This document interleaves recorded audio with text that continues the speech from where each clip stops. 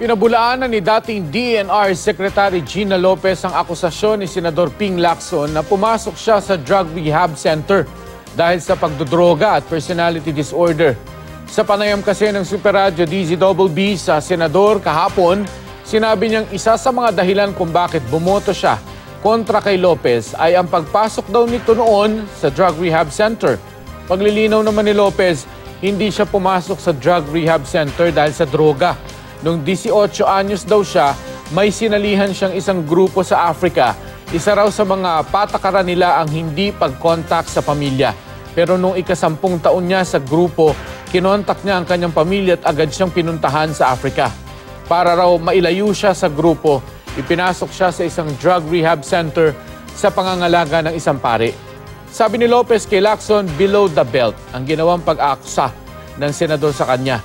Wala pang pahayag si Lacson kaugnay nito.